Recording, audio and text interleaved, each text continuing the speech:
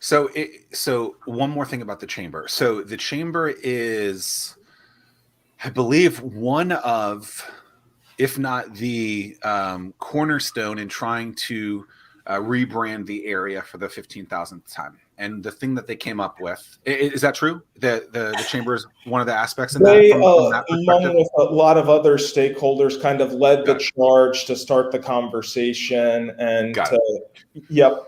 Okay, so that being said, they came up with 757 being the area name. Whether that's the final answer, whatever, that's irrelevant to the point I want to make.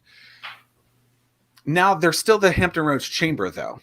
Should they have changed the name to 757 Chamber in your mind? Is that something that, like, because you had all these organizations that seem to have that name tied to it, or some sort of regional alliance name, regional tagline to it, and then they were saying we support the 757 moniker. Do you think that, and I know you don't work there anymore, but like, do you think that's something that they should have then changed and said, hey, we're the 757 chamber? Or what were your kind of outside thoughts or inside thoughts at the time on that? Because I feel like it's somewhat misleading. I know that they had said a little bit more context is, hey, we still are going to be Hampton Roads, we're still going to be Norfolk, we're still going to be Tidewater, all these things, but the overall, region is going to be the 757. Was that their out to then keep that name, or like, because it just seems kind of like, hey, we support this, but not really. What were your thoughts on, hey, we want 757, but we're still going to be this other thing? Should they have changed it in there? I think that it's no right or wrong answer. That when you look at kind of how that went about, that and looking at some of the options, Coastal Virginia, Southeastern Virginia, Hampton Roads, that 757 was already being used. You talked about athletes earlier in the show. The 757 athletic hotbed has been that we have been known for that for, I would say, the last 20, 25 years, if not longer than that. And how people use it, they were looking at it when you looked at the raw data in a very positive connotation. It was already being used on social media. If you had a heat map of where it was, because of the military and how transient our populations is, there were heat maps from San Diego to all over kind of the world where people were already using it.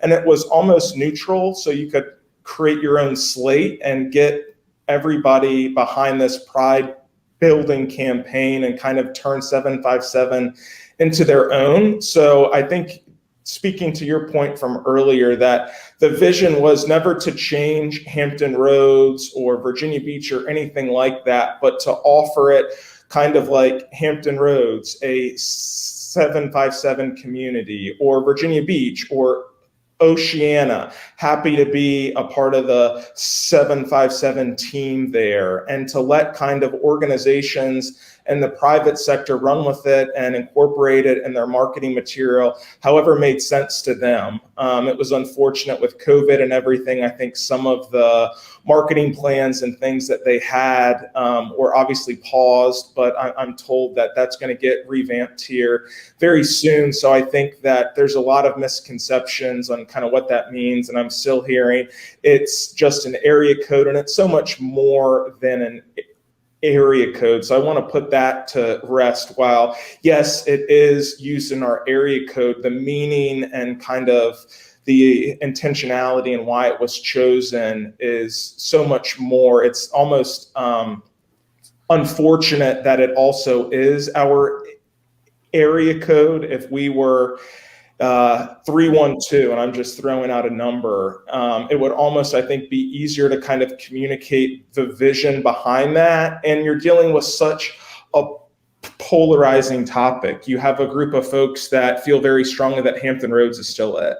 My grandfather still refers to this area as Tidewater. Mm-hmm. A lot of people in Norfolk, Virginia. So you're still going to have those types of things. I think the 757 was meant to be a unifying thing that through similar to what RVA did with RVA, even though it's, it's just a new moniker type of thing. That was an example that was used. Yes. So to try to do that and to let it so everyone can have ownership. So if Tim wanted to kind of tweak his Start Wheel logo, he could somehow incorporate the 757 into that if it made sense.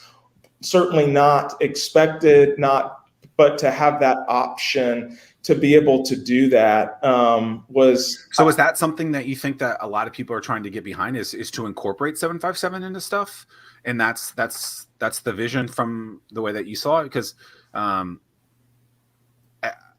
I don't know that I've heard that the inclusion aspect of that, or that's something that they wanted people to kind of celebrate in the same kind of way. That was the original intent. Like I said, unfortunate timing just for a lot of founders that were trying to unroll products and just traditional stores and retail and restaurants that were just trying to stay alive in these past 18 months, that there was a really good marketing plan that was set to roll out March, April of 2020, and that was completely hit with a pause there. I think What happened in March, April of 2020?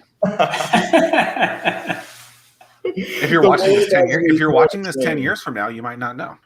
Right. So with the COVID pandemic, all of that, but I think now you're going to start to see a lot of those efforts and things coming, like 757 Day, to start just general awareness that a lot of initiatives like that go from the top down. And I think with something like this, it needs to be an organic reach, that you need to get, like you were talking about earlier, the general population to get behind something like this for it to truly have the impact that it can. And if you don't get that buy-in from those stakeholder groups and populations, then chances are perhaps we might be having the same conversation in 10, 20 years again. All right. So I know Tim's got a question, and I don't mean to stop him, but you're saying something that I feel like it needs more to. So you just said, we want to see things that are bottoms up, right, instead of top down. But it sounds like a lot of the stuff that you guys are creating and you've been behind are very much top down. So that being said, and a lot of those organizations don't have people on the ground level that are actually doing it from the, bottom up. How do you guys actually support that, or what's the vision to actually support things like that? Because I hear, we support 757 Day and things like that, but you don't see the Marlas at those meetings, is my guess. You don't see these people that are doing these, this little meetup.com/startup night being at these events, and you don't see the people at those organizations at those events and back and vice versa. And so I hear what you're saying, but I don't necessarily believe that I see that type of thing actually happening. So then how do you guys actually support that and make it happen so that these things that you guys want to see come to fruition actually get there and that you guys know about it? That's not an easy question to answer. That a lot of that was kind of me speaking and wearing my old chamber hat, and then I'm not trying to put you on the spot, but I realize that I am, right. And so, we've heard for years on this show that people believe that a lot of the organizations just do this, right? They just yap it off and they never come to these other events. They don't know what's going on the ground level. There's tons of events on the ground level that are popping up, right? And you never see them attend these events, or if they do, it's in kind of a politician kind of way. I show up for 10 minutes, say hello, kiss, shake hands, do the Michael Scott bow and kiss babies type of thing, right? And they're not actually engaged in the same way. And so I believe that is something that's incredibly important, that if these top organizations, and it doesn't matter who they are, right, if they're going to say they want startups to be this thing, then they need to actually include them in the things that are happening in the startup level, and not just show up for the thing that's sexy that one time of year where they can, be a politician, if you will.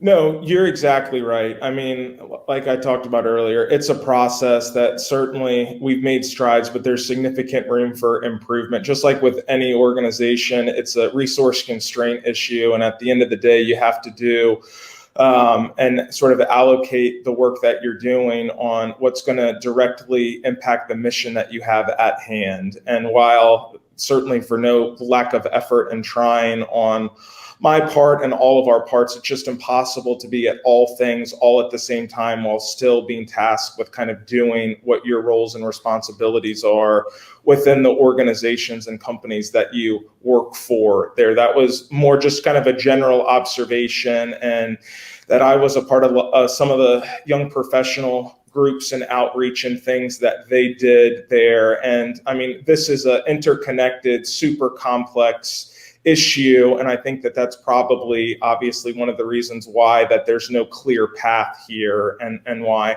a lot of things haven't worked to the level that I think a lot of the experts and thought leaders thought that they would, because it is very challenging to do what you're talking about. And we're always open for suggestions and opportunities. And if anybody watching this has any events or things that you think that myself or anyone from our team should attend or listen, we're always available. I can share my contact info with the group that we want to be a part of those conversations. We want to hear your pain points. We want to get on the ground level and truly understand to the very best of our ability what's holding you back, what's top of mind, what are your concerns, so then we can go back to kind of our team and resources that we have to then kind of reverse engineer the problem so that we can give you all of the help and resources that are available at our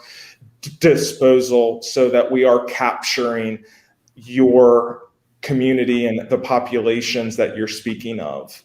And I would say that to you. I would say that to anyone in any organization. I would make that exact same statement. I've been doing that for a decade, and I think that's what helped me accelerate me to get to where I did in my career. And so I wasn't just putting you on the field saying let's play ball. It's like I will continue to push people to stop just saying something and to actually be there and do it too, because I think a lot of people that are doing some tremendous things in this region on the ground level are looking for that support from other people and want to see that thing happen. And I'm just someone pushing it a little bit further, as I will continue to do. Yeah, thank you, Zach, and to sort of hold everyone accountable and put words into actions. Yeah, so, love me or hate me, but I'm going to push it. So well, I mean, it's one of those things where that I'm really proud about Startwheel about is the fact that we are very grassroots, very ground level, and I go to all the events. I am at the meetups. I go to whatever I possibly can go to meet these companies and work with companies, and very founder friendly. And a lot of it is, in my opinion, is an easy fix in terms of how can we all better collaborate. I mean, it's amazing when everybody works together how much more you're able to accomplish, because now you don't have to do everything. So there's always room for more collaboration. From that standpoint, that would make the lift easier for everybody. But I mean, stuck at your home office, socially distanced coffee shop, or your fancy all bricked out corner office, wondering why no one can see your business and sales are all over the place? Sounds like you need a pro. That's why I developed the Anomaly Academy. Insert clever copy here. Oh, I guess I was supposed to put something else there. Oops. You can grab access to the Anomaly Academy now at zachmillersays.com/Anomaly Academy.